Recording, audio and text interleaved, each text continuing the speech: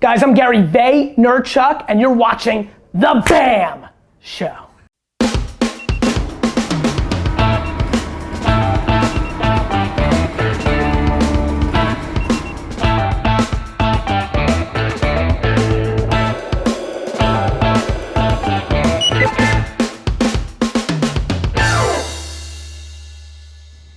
This is The BAM Show, Barter and Marketing, where we get you the real deal. I'm your host, Joshua Smith from Sherwood. I finally got him, ladies and gentlemen. But Can we talk about your intro? It's unbelievable. It's one of the great intro. Listen, I've done a lot of interviews. Yeah. Can you do it one more time for me? Yeah, I'd love to do it for you. Do it. This is The BAM Show, Barter and Marketing, where we get you the real deal. How do you guys must love that. I've known this gentleman for going on 13 years now, I believe. And I've had the privilege of watching him grow leaps and bounds. Not, I wouldn't say from the ground up, but tremendous success. And what I'm going to say, everyone probably knows, but I need to throw it out there. Yes, he's been on Ellen DeGeneres. Yes, Conan O'Brien. 60 Minutes. Follow the Leader. Larry King. Essentially transformed the way people go about buying wine. Social media guru, motivational, inspirational speaker. Has a 700 plus person ad agency, and as he says, yes, one day he will buy the New York Jets. Now, everyone knows this, and I'm still not going to give him his name, and I will eventually, but I want to go back in time because it really is an honor for me to sit here next to you, because I remember to this day our first double date with me, you, Shauna, and Lizzie. And something so impressive about this guy is I kept hearing out of his pocket, ding, ding, ding. What was it? It was his Motorola flip phone. Ding, ding. What is that? Well, it was all the sales that him and his brother made by going to garage sales and swap meets at 3 o'clock in the morning. But the most impressive part about this is he found a way to use e-commerce before it really became so big. And I think that's unbelievable because when I look back on it now, it's beyond impressive. At the time, I thought he was a fucking idiot, but besides that. Then I remember this other time, we're on our way to a bachelor party, my bachelor party, and he starts talking about this thing called YouTube. Well, no one had any idea what YouTube was, except for him. And he said, well, yeah, I'm going to go on the show and I'm going to start critiquing wines every day. And I'm going to tell him, wines taste like cherry and blackcurrant and cassis. And I'm like looking at him like, yeah, okay, someone's really going to follow you that way. But, you can see, his knack for social media began then because we're going back into 2005. That's how crazy this is. So without further ado, if you didn't get the gist of who this is, the BAM Man proudly presents Gary Vaynerchuk. BAM Man, thanks for having me. So good to have you. Thanks. So good to have you. I really appreciate it. You talk about almost everything out there in the world. It's very tough to ask you something that you haven't spoken about. So as I sit here right now, I'm thinking of, what could I possibly ask you that you haven't answered? So this is what I'm going to go with as one. Go ahead. Our industry, corporate trade, barter industry, yes, can be very out of the box, very confusing, especially to people who have no idea what it is. Yes. In 30 seconds or less, yes, could you explain to my audience what it is we do? When I think about barter, I'm fascinated by it. So look, I think of it a couple ways. Here are some macros. One, the brand of it, because of the historical players in it, is bad or not as great as it could be, because you had a lot of people that were kind of like playing around. Yes. And so like when you talk to when you got into the business and I would talk to people, I was like, oh wow, there's an overarching kind of like, what's the story in that part Correct. of the world? However, when you look at the big four holding companies, they've all got massively large organizations doing it. And so clearly, done the right way, it's very interesting and very profitable and very win-win for both sides of the funnel, both the agency and the client. Here's why. What I love about it is I've always been a fan of what I call sawdust, a byproduct of what you do.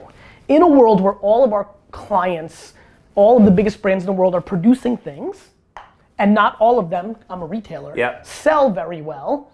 The idea of taking physical products or some asset buildings that are underperforming for you, trading them to an organization getting full value. I wanted to sell this cup of coffee for 90 cents. Nobody wants it. and it's probably worth 30 cents now because I have to close it out. But wait a minute, I can sell it to this media company for 90 cents and get, in essence, 90 cents of media. Seems like a really interesting idea. And so what I think about it is depreciating assets that an organization has that they transform into media assets that they're inevitably going to need to sell their product. And when this whole thing fails with you, you can come work for me if you feel like it. I'm interested. Can I be the junior Bam Man? You could take notes for me. If I'm going to ask you, because sales is extremely difficult, as you know. Here's my issue with someone trying to sell something to someone else. Unlike if you go to a doctor and they draw blood and they're doing tests, no news is good news. Okay. In sales, if you don't hear back from anyone, no news is usually bad news, okay? People have a hard time saying no to people, okay? And that's just, for some reason, I don't. I'd rather say, no, this is not going to work out. This is the reason why. But a lot of people go dark. If you're going to impart some wisdom on a salesperson to try and get them to get a straight answer from some type of prospect, what would you say to them? Because it is so hard. I mean, you're not the other person, but what do you need to do for them to come back and say, I'm a little bit different on this one. My answer, I don't know if you're different. Well, let's find out. Yeah. My answer is don't chase them and move on to the next one. I do not sell the unsellable. If you don't return my email, and if you're dodging me, and if you're coming up with excuses 3 minutes before the call, I have no interest in chasing you. How long do you give it? How long would Not you a give whole it? lot. I'm a salesman, so my intuition. Well, Try to go back. Let's go back 10 years. I'm going Same. back to being a 13-year-old selling baseball. I'm telling you the truth. This is why I told you I was going to be different. Okay. But I also think that I'm as good of a salesman as the most attractive girl on earth. What I mean by that is the most attractive girl on earth's advice to picking up guys is going to look different than the average pillar, Sure. right? Like she's not working it. It's coming to her. Right. I think I've always sold stuff I believe in. I've always been great at selling. And so for me, I just have no interest in chasing you. So the moment. So what I'm getting at is the following. First of all, salespeople, and boy, is this the best piece of advice I can give. The amount of people that are in sales that sell shit that they don't believe in is extraordinary. Let me say it 15 more times.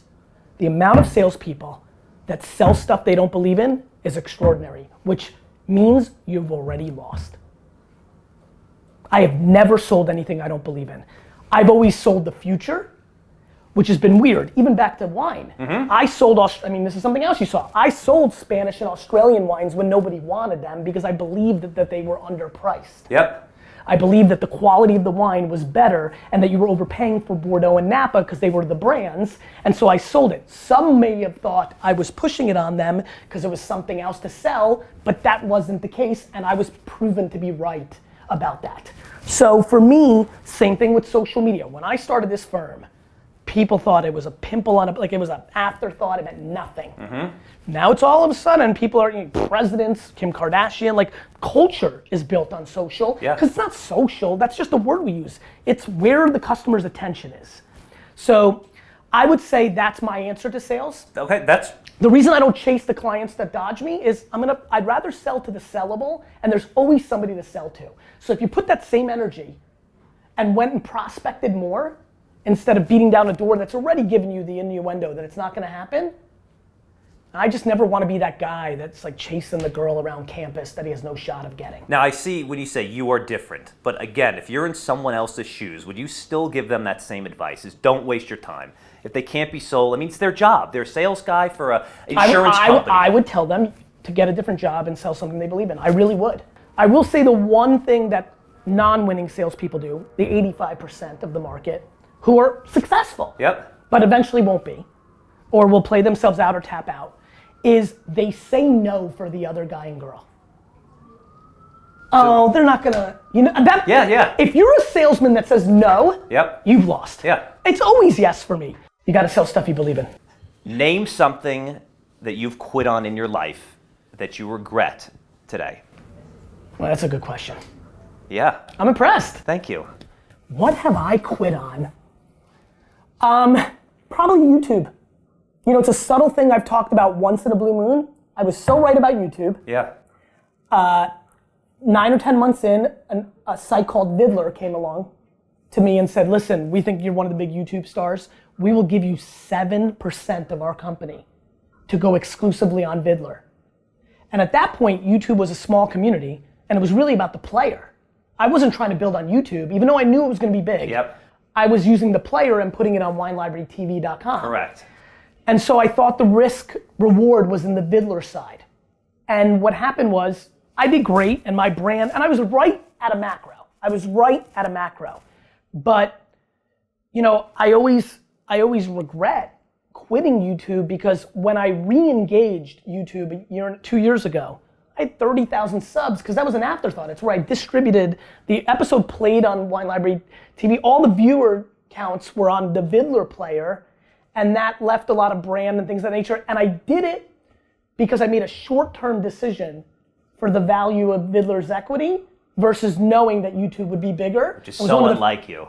Insanely unlike Right. me, which is why I get to sit here and say it's one of my regrets. It was also a part of my time when I decided to become an investor. So I'm not upset because I did invest in Twitter and Tumblr and Facebook, and Vidler was one of the other things I invested with my sweat, not money. Yes. Actually, I put some money in, but so that, yeah, I mean, you know what's so great? I've had a lot of success in my career. I'm glad you said that's so unlikely because it is so unlike me, and that's why I deserve to lose, and that's why I get to sit here and actually have an answer to that question. Gary and I are going to answer some questions that a couple people sent in to Gary's Twitter.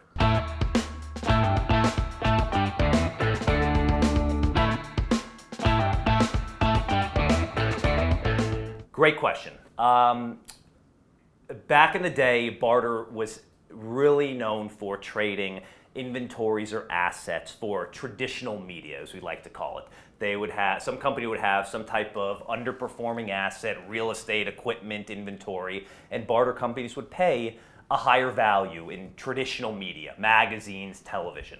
Okay, since all these new media technologies have come out, augmented reality, you know, AI, virtual reality, cross-screen integration, these are very cool things that companies want to do and implement into their marketing strategy, but they don't really have the funds. A lot of companies call them like test and learn initiatives. A lot of even monster companies don't have these test and learn initiatives out there. So what we're able to do is fund these types of projects for them, and in return, we execute some of their traditional media, now which is digital, now which is cable TV. So as we kind of have morphed into a little more sophisticated, you know, barter media company, we've been able to provide these types of things to our clients where it's not necessarily budgeted or they're just underfunded. I don't know if you have something to say about that. But I often have things to say, yeah, and so my answer to this is more, which is a theme in my life right now and plays out here, which is because of technology, first of all, you can now sit in your office in New Jersey and actually have a conversation with a retailer in Poland and do business in a way that allows you to have more outputs, right? Yep. Because there are more marketplaces, like what's the eBay or Amazon or what's the WeChat of China or Indonesia. It's just the internet itself has created so much more opportunity for the barter industry because you have more media assets. Yep. Inevitably, there are now brands that have $15 million worth of candy.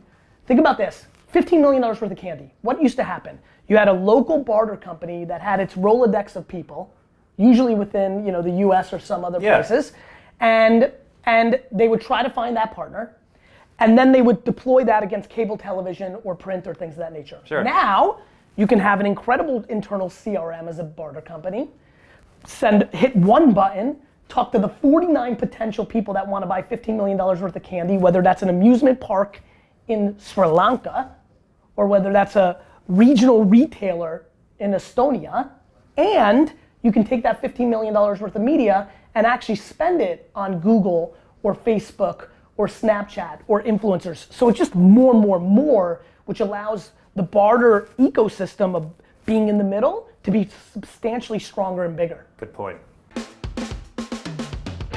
Okay, we come to the word association segment of the BAM show. I'm throwing out some words, could be a couple words. Just, I know you're gonna be good at this. Spitball what comes to your mind first, okay, my friend? Clear the conscience. Okay, here are my words. Radio. On the up. AI. Impactful. Vince McMahon.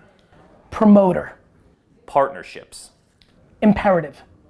In-person meetings. Essential. Branding.